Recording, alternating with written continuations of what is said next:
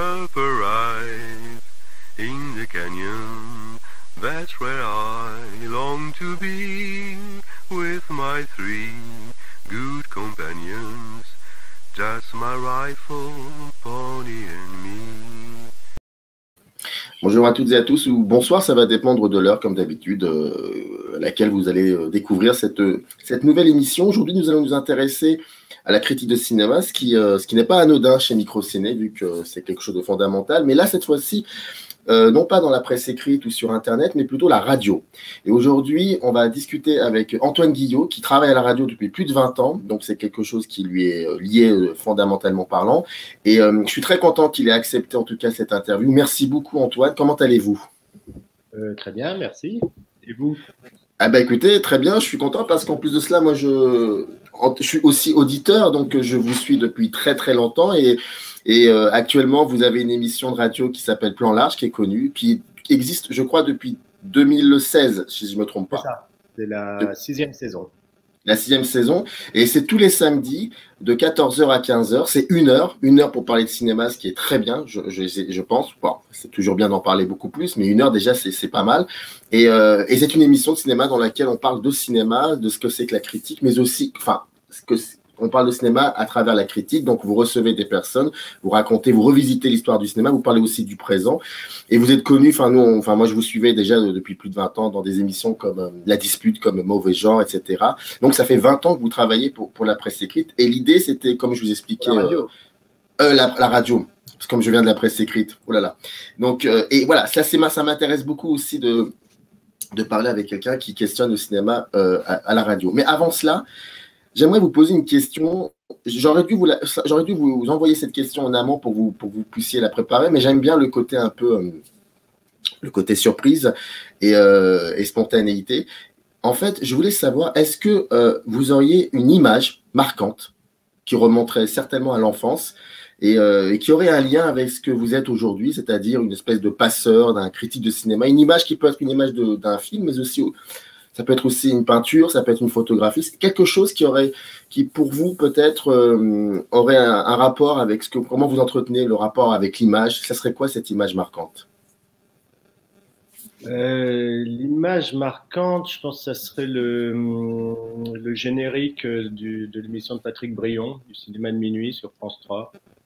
FR3 à l'époque où je la regardais, c'est-à-dire les premières fois où j'ai vu du cinéma qui s'inscrivait dans une histoire et où j'ai découvert, comme beaucoup de gens, et notamment ceux qui habitaient en province, ce qui n'était pas mon cas, mais des John Ford, des Murnau, des Jean Renoir, qui tout d'un coup me montraient que le cinéma, c'était pas uniquement les sorties du mercredi, mais qu'il y avait toute une histoire.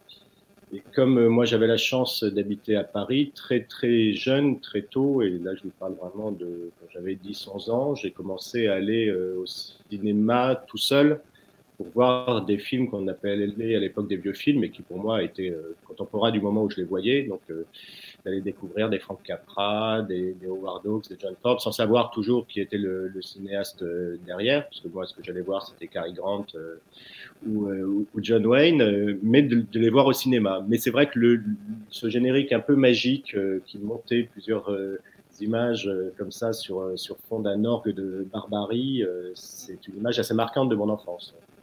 Bah, écoutez, je pense que nous sommes un peu de la même génération parce qu'effectivement, cette émission est aussi importante pour moi. Mais si je peux me permettre une petite digression subjective, ce qui était fascinant avec cette émission, c'est que déjà, elle passait très tard dans la soirée, dans la nuit. C'était entre dimanche et lundi, donc c'était vers 23h minuit, après les informations, si je ne me trompe pas. Donc déjà, on était une espèce de contrebandier, la cinéphilie, c'était un peu ça.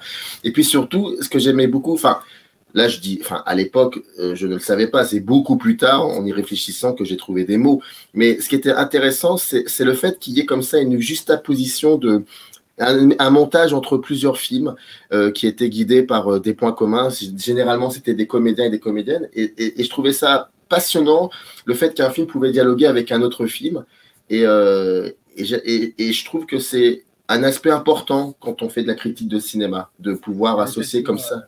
Il y avait cette voix aussi un peu mystérieuse qui était celle de Patrick Brion, qui parlait très lentement, Donc il y avait un côté un peu cérémonial qui nous faisait rentrer comme ça dans le temple, mais il nous ouvrait les portes du temple. C'était pas pareil que quand Claude Jean-Philippe, à la fin d'Apostrophe, venait sur le plateau avec ses petites lunettes comme ça, avec lesquelles il jouait et qui présentait aussi le film très bien, mais c'était quelqu'un qui était incarné. C'est vrai que le mystère de la voix, comme ça, de quelqu'un qui va nous parler, dont on ne sait pas trop où, qui va venir nous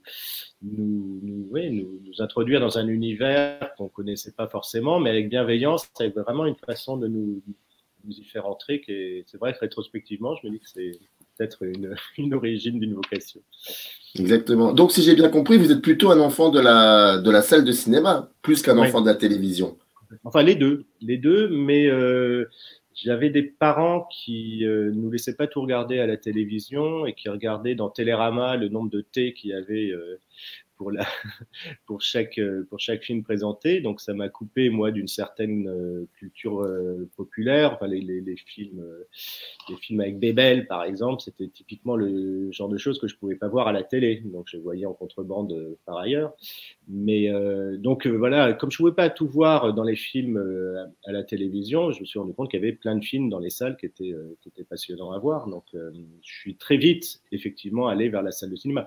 Mais ça, c'est encore une fois, c'est la chance quand on est parisien. J'habitais à une demi-heure du quartier latin, donc je pouvais très facilement aller aux Actions Écoles, au Champollion, au Reflet, découvrir beaucoup de films complètement géniaux, quoi. Donc c'est une cinéphilie qui s'est construite de manière pas calculée, mais vraiment sur le principe de plaisir. Et puis quand on identifiait un réalisateur, on voyait qu'il y en avait d'autres et qu'on pouvait se faire des séries comme ça avec de manière assez exhaustive en fait.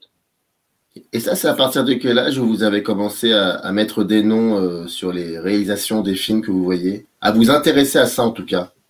Je pense que c'est vers 12-13 ans, je dirais. Voilà. 12-13 ans, je me souviens que allant voir Cary Grant, je me rendais compte qu'il y avait un type qui signait, qui s'appelait Frank Capra, et qu'il était bien, donc on avait envie d'en voir d'autres. C'est allé assez vite, mais aussi parce que c'est au Télérama encore. Hein, comme je voyais l'importance que ça pouvait avoir dans le choix des films pour mes parents, je me suis mis à lire les articles, les critiques sur les sorties de la semaine. Donc à chaque fois, évidemment, on parlait du cinéaste. Et même si je voyais pas tous les films de la semaine, je savais ce qu'il y avait en salle. Donc je pouvais assez facilement donner un avis un peu péremptoire parce qu'il était basé uniquement sur ce que j'avais lu. Sur ce qu'il y avait en salle, à une époque où il n'y avait pas 20 films par semaine comme maintenant, où il devait y en avoir une dizaine, donc on maîtrisait à peu près ce qui se passait à l'époque. Et puis c'est le même moment où j'ai identifié, parce que bon, j'aimais le cinéma classique américain d'un côté, et puis comme tout ado de l'époque, j'aimais beaucoup le cinéma fantastique, le cinéma d'horreur. Ouais.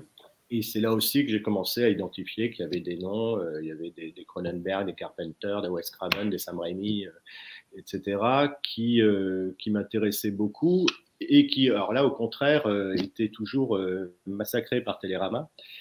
Et donc, je me suis rendu compte aussi que le critique n'avait pas toujours raison. J'ai identifié là les noms des critiques à une époque. Je me souviens de Claude-Marie Trémois, qui était une très bonne critique, mais qui n'aimait pas du tout le cinéma d'horreur ou fantastique. Donc, je savais que chaque fois qu'elle dégommait un film fantastique, c'était certainement très bien, il fallait y aller. Donc, je me suis dit aussi que les critiques, c'est intéressant parce que c'est des gens contre qui on peut se positionner, qui en tout cas sont dans le principe d'un dialogue. Et je me dis aussi, j'ai toujours pensé, quand j'ai fait de la critique, quand j'ai commencé à faire de la critique à la radio, qu'il y avait certainement des gens qui m'avaient identifié comme le critique qu'il ne fallait pas écouter et qu'il fallait surtout aller voir les films que je dézinguais et ne pas aller voir les films que je défendais. Mais je trouve que c'est vraiment bien ça. C'est que dans tous les cas de figure que le critique apprécie ou déprécie un film, finalement, il fait son boulot. Alors, quand il déprécie, il le fait inconsciemment son boulot, mais il le fait son boulot. À savoir que nous allons contre Antoine Guillot ou contre, je sais pas, je vais dire une bêtise, Pierre Murat pour parler de Télérama, et parce que nous savons qu'il a tort et on va voir le film et voire même on va peut-être, si c'est possible, essayer de le voir pour lui dire que nous avons tort. Donc c'est ça que je trouve assez intéressant. Dans les deux cas de figure, il fait un bon boulot, le critique de cinéma. Enfin, je suis pas d'accord avec vous sur le principe qu'il est tort. C'est-à-dire qu'on n'a pas tort dans la mesure où, enfin, si on fait son métier sérieusement, honnêtement et sincèrement, on n'a pas tort. On donne une vision d'un film. On donne une vision de ce qu'on aime au cinéma, de ce qu'on a envie de défendre, qui est forcément très subjectif. Donc à partir de là, c'est pas une question d'avoir tort. Tout le monde a raison, comme chez Renoir, mais on n'a pas la même raison que quelqu'un qui aime le cinéma pour d'autres raisons et qui cherche autre chose. Je crois pas. C'est une facilité de langage, notamment à la radio. On va peut-être y revenir. On doit faire de la critique qui est très condensée, qui est très rapide, de ne pas dire je pense que ce film est magnifique, mais de dire ce film est magnifique. C'est une façon là encore péremptoire d'asséner, pardon, il y a mon chat qui passe en même temps, d'asséner un avis pour que ça aille plus vite et pour donner l'impression que c'est le seul avis qui vaille un avis objectif. Mais je vous présente Shazam. Shazam, voilà, c'est très bien. Non, mais en fait, je me suis mal exprimé. Je suis d'accord avec vous. C'est pas qu'un critique peut avoir tort. C'est comment le lecteur l'interprète. C'était ça dont je voulais dire. Mais je suis d'accord avec vous. Un critique a une vérité, c'est la sienne, et c'est déjà très bien. Et il y a un partage de vérité. Je suis entièrement d'accord avec vous de ce point de vue. Est-ce que vous étiez ce genre de spectateur qui disait que dans une salle de cinéma, rien ne pouvait lui arriver, il était préservé de quelque chose qui était le réel et qui est. Est-ce qu'il y avait cette sensation-là ou vous passiez outre cela?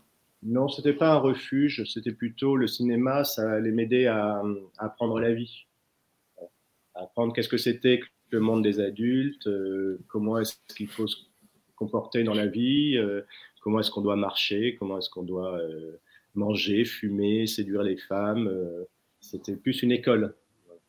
Mais avec quand même ce sentiment que la salle était un moment où il fallait plus être en relation qu'avec le film. Donc je suis parti plutôt de ces spectateurs très agacés par le bruit que peuvent faire les autres spectateurs, par le bruit du popcorn. Je me souviens même que les années 80, c'est le moment où les Swatch sont apparus et les premières générations étaient très très bruyantes. Donc mon cauchemar, c'était d'avoir à côté de moi quelqu'un qui avait une montre qui faisait tic tic tic pendant tout le film, à tel point que je pouvais changer de place, par exemple pendant un film.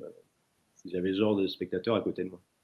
Quand j'ai commencé à côtoyer les projections de presse, c'est horrible ce que je vais dire, mais c'est vrai que les premières fois où je voyais des films en projection de presse, il y avait cet incroyable écart entre voir un film en projection de presse. Enfin, ça, je vous dis ça, c'était à la fin des années 90. Je ne sais plus ce qu'il en est maintenant, ça fait quelques années que j'y suis plus allé. Mais c'est vrai que c'était autre chose de voir un film en projection de presse que de voir un film dans une salle de cinéma. Il y avait quelque chose de beaucoup plus solennel peut-être. Et ça m'avait marqué. Je me rappelle à l'époque, ça m'avait extrêmement marqué le fait que là, on était dans un calme et dans un silence plat et qu'il n'y avait pas effectivement cette option de merchandising que le cinéma peut parfois se décliner. Et en même temps, c'est très élitiste ce que je dis, c'est horrible, mais c'est une sensation que j'avais eue les premières fois où j'avais l'impression que là, pour le coup, j'étais en fusion, en osmose avec ce que je voyais avec le film. Je sais pas si c'est une sensation que vous aviez eue aussi. Non, déjà parce que moi j'allais beaucoup dans des salles de répertoire, donc c'était pas des salles très popcorn justement. Généralement, il y en avait même pas du tout avant. Donc il y avait un autre rapport avec le cinéma. Après, j'aime bien aussi une grande salle qui réagit au film, un peu déconnante, un peu en emphase. Décidément, ce chat s'invite partout. Donc non, je suis pas non plus maniaque à ce point-là. Puis les projections de presse, c'est autre chose parce que d'abord, c'est un lieu de travail, donc les gens ont une attention qui n'est pas exactement la même. C'est aussi un lieu où il y a des gens comme moi qui écrivent beaucoup pendant les films. Puis ça a bougé. Manifestement, effectivement, ça fait longtemps que vous n'y êtes pas allé parce qu'il y a des gens qui ont tendance à regarder leur portable. Il y a des gens qui ont... il y en a qui ronflent aussi, ça arrive. C'est assez intemporel. Donc, non, moi j'étais content les premières fois. Enfin, quand j'ai commencé par le cinéma à rencontrer des critiques, à devenir copain, j'ai été assez copain avec la jeune bande de Positif, par exemple, dans les années 90, c'est qu'ils m'incrustaient dans les projections de presse. Alors ça, c'était le rêve, parce que ça me permettait de voir des films longtemps avant qu'ils sortent. Et ça, c'était assez... J'avais le sentiment, que vous parliez d'élitisme, oui, de rentrer dans quelque chose d'assez privilégié. Après, maintenant, quand qu'on passe sa semaine dans des projections de presse, mais on voit un peu toujours les mêmes personnes, c'est pas non plus toujours très réjouissant, quoi. Avant de surtout, rentrer. on voit des films qu'on n'a pas forcément choisis. C'est-à-dire que, Exactement. contrairement aux Exactement. spectateurs qui, a priori, et puis par le fait même qu'il paye son billet à une exigence par rapport au film qu'il va choisir, nous, on va voir des films sans savoir ce que c'est. Et évidemment, dans 75% des cas, c'est plutôt le tout venant, on dira. On dira ça comme ça. Avant d'arriver à la maison de la radio, vous aviez eu quelques expériences dans la presse écrite. Comment ça s'est passé en fait, la progression vers l'idée de… D'accord. En fait, moi, je n'ai jamais rêvé d'être journaliste ou critique de cinéma. Je lisais pas mal de critiques. J'en écoutais aussi à la radio et tout. Pour moi, ça avait l'air d'être un Everest absolument infranchissable. Et puis, j'y pensais même pas. En fait, moi, avant d'être entré à la radio, pendant 10 ans, j'ai fait de la production. En fait, j'étais de l'autre côté de l'écran. J'étais producteur de courts-métrages. Je travaillais dans des maisons de production sur des longs, sur des documentaires. J'ai fait de la production théâtrale aussi, musicale. J'ai fait moi-même du théâtre et du cabaret. Donc j'étais complètement en fait de l'autre côté. Moi, je pensais que je passerais ma vie à produire des objets culturels. Et puis, par un concours de circonstances étranges, j'ai été amené à rencontrer un journaliste cinéma de France Culture qui s'appelait Marc Voinchet, qui est maintenant directeur de France Musique, et sur un projet de film, en fait, je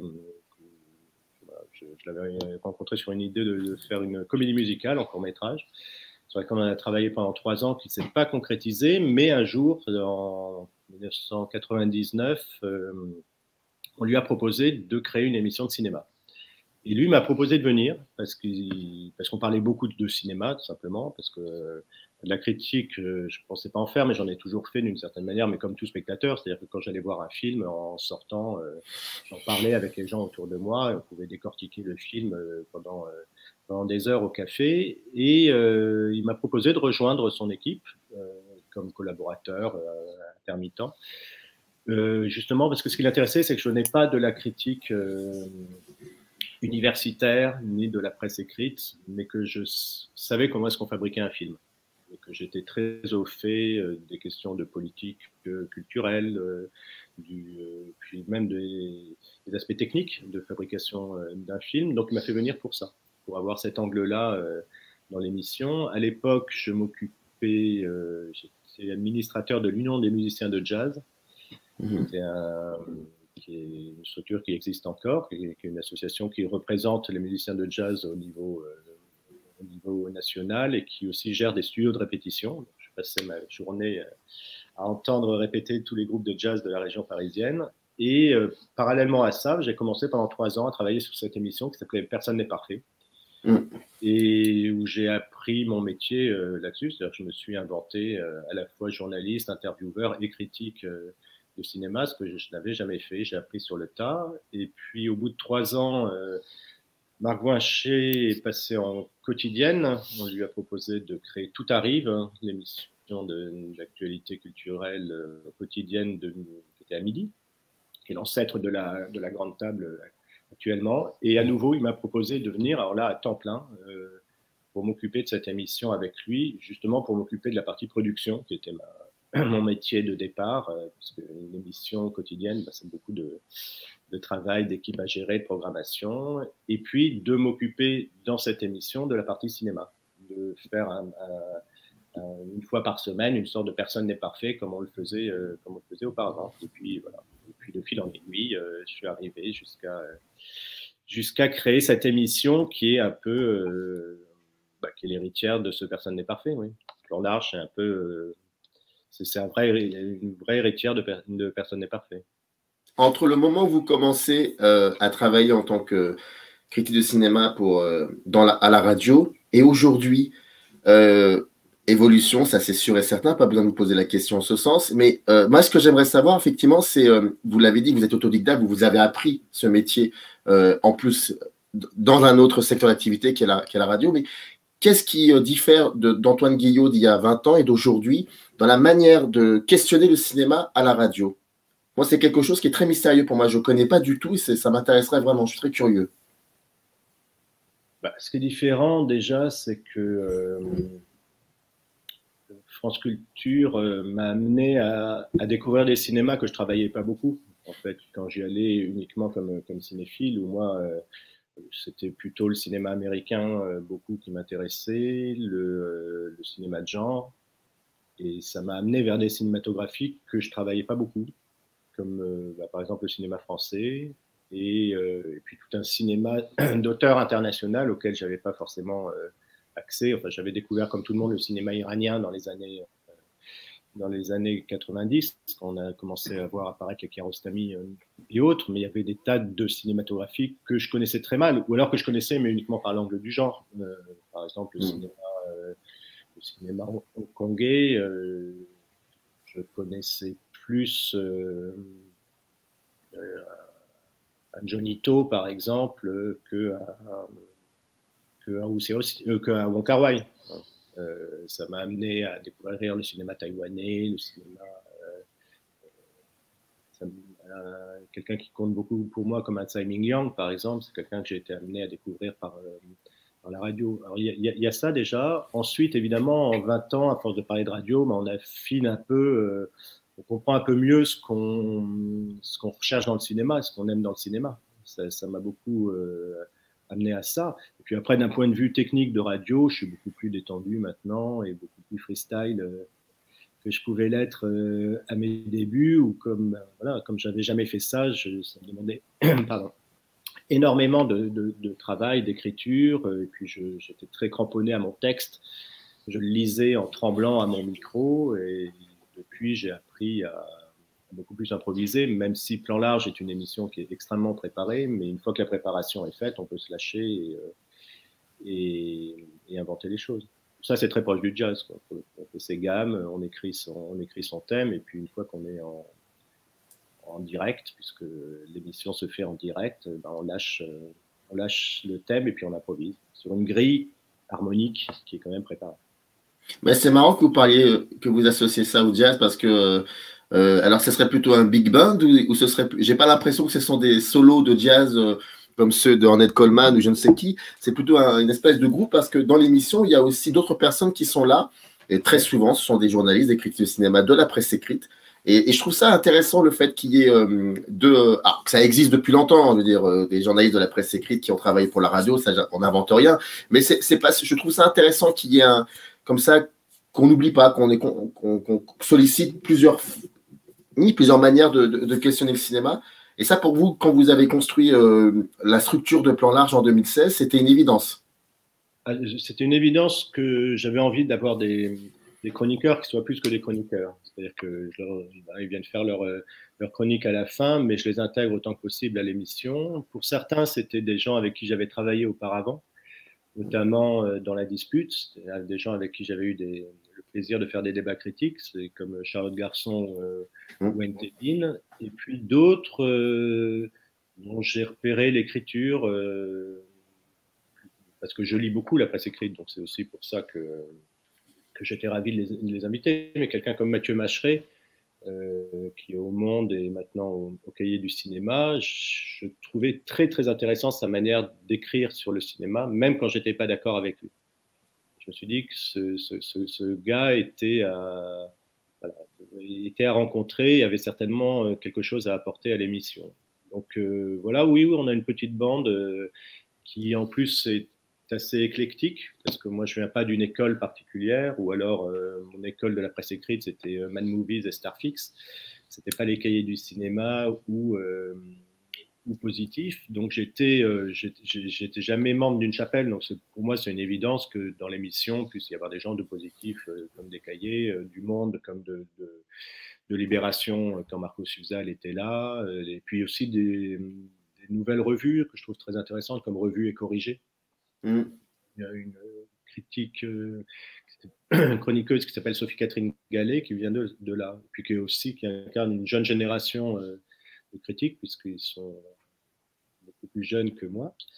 Et elle incarne cette nouvelle façon que peuvent avoir des jeunes de s'intéresser à l'histoire du cinéma, parce que Revue et Corrigée, c'est vraiment une revue sur l'histoire du cinéma.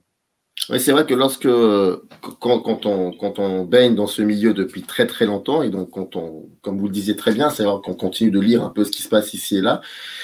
Quand on regarde un peu les chroniqueurs et chroniqueuses qui sont dans votre émission, ça donne parfois, mais ça je parle vraiment de celles et ceux qui connaissent bien le milieu, ça donne le pouls un peu de ce qui se fait de bien en matière de critique de cinéma. Et je me souviens d'avoir entendu Muriel Joudet ou Jérôme Monsilovic qui sont des plumes assez intéressantes. Deux questions, dont une qui parlera, enfin sera en conclusion sur plutôt Internet, mais Internet depuis quelques années, ce qu'on appelle le YouTube Game. Ça m'intéresserait d'avoir votre avis là-dessus. Une dernière, mais une question sur la structure de votre émission. Comment je pourrais vous poser cette question? J'ai pas envie de vous demander pourquoi plan large. Si, en gros, quand vous avez construit cette émission, qu'est-ce que vous aviez envie de faire avec plan large, qui peut-être n'avait pas été fait, mais que peut-être, est-ce que c'était une réponse à quelque chose, à un état de manque, quelque chose que vous ne voyez pas, que vous n'entendiez pas à la radio et que vous aviez envie d'intégrer dans la structure de l'émission? Je pense que le principal apport qu'il y a eu dans cette émission, c'est l'utilisation du son du cinéma. J'entendais beaucoup d'émissions très bien, mais qui n'étaient que de la parole. Et pour moi, le son du cinéma, enfin, quand il est bon, a bien été travaillé à une puissance à la fois évocatrice, hypnotique, de vous mettre dans une sorte d'état de réception, de transe qui est assez magique. Et comme le défi de cette émission, c'est aussi la même chose quand je parle de bande dessinée à mauvais genre, qui est notre émission à laquelle je collabore, c'est que c'est du son et on doit faire voir des images. Et donc l'idée vraiment de cette émission, en particulier par l'utilisation du son, c'est de créer des images mentales chez l'auditeur et de pouvoir travailler le cinéma. C'est aussi pour ça que dans cette émission, on parle des films pas avant leur sortie, comme d'autres émissions qui suivent le parcours promotionnel des cinéastes. C'est d'en parler le samedi d'après en me disant qu'un certain nombre, sans doute, des auditeurs auront déjà vu le film et qu'on puisse travailler en profondeur les films dont on parle et qu'est-ce qui fait cinéma. Et du point de vue vous parliez de l'organisation, de la structure de l'émission, mais pour ce qui est de sa programmation, c'est vraiment ça l'idée, autant que possible, parce qu'on n'a pas toujours de quoi se mettre sous la main, mais c'est de travailler qu'est-ce qui fait cinéma dans un film. C'est pas parce que c'est un film qu'il y a du cinéma dedans. Et on va essayer d'interroger. Alors, en fait, c'est une émission qui essaye de répondre depuis ses débuts à la vieille question qu'est-ce que le cinéma? J'espère qu'on trouve des réponses de temps en temps. J'avais interviewé une fois François Bégodeau sur la notion de critique de cinéma et je lui avais posé une question sur lorsqu'il a commencé à travailler pour les Cahiers du cinéma, est-ce qu'il y avait comme ça une espèce de lourdeur due au fait que les Cahiers du cinéma, il y a l'histoire, une espèce de passation comme ça et c'est quoi écrire pour les Cahiers du cinéma? Il m'avait dit on a cette impression d'écrire pour les morts et moi je n'avais pas envie d'écrire pour les morts. La question que j'ai envie de vous poser, c'est que quand on fait une émission de cinéma à la radio et plus particulièrement sur France Culture, il y a aussi l'histoire comme ça de pas mal d'émissions de cinéma assez importantes qui ont traversé l'histoire de la cinéphilie et de la radio. Et parfois, ça peut être, comment dire, oui, ça peut être assez lourd quand on se lance dans une émission de cinéma. Ça peut être il y a 10 ans, il y a 5 ans ou aujourd'hui. Est-ce que c'est quelque chose auquel vous pensiez ou tout simplement vous avez mis ça de côté, vous avez fait votre chemin sans y penser à tout ça, à cet héritage qui parfois peut être un peu lourd? Les deux, en fait. C'est-à-dire c'est ce qui me tétanisait un peu quand je suis arrivé à la radio, c'est que j'étais auditeur de la radio et je pensais jamais pouvoir être à la hauteur de ce que j'entendais. Donc j'ai beaucoup travaillé pour pouvoir faire quelque chose de potable en me disant à chaque fois bon, on est venu me chercher, c'est pas de ma faute, si je suis nul on va me virer, etc. Mais c'est vrai que j'avais le sentiment, et ça a été le cas quand pour le coup j'ai eu mon émission à part entière il y a 6 ans, je prenais la suite de Michel Simon, qui est quand même un sacré morceau de radio, et puis sur un créneau qui, avant lui, était occupé par Serge Danet et Claude Jean-Philippe. Donc, on essaye de... C'est pas tant que c'est impressionnant, mais on essaie de ne pas faire honte à ce qui est arrivé avant. Après, voilà, les temps ont changé. Moi, je me suis plus inspiré par rapport à des des Michel Simon ou des Serge Danet qui étaient des purs critiques et des grands critiques. Michel Simon l'est encore, de la presse écrite, d'un Claude Jean-Philippe.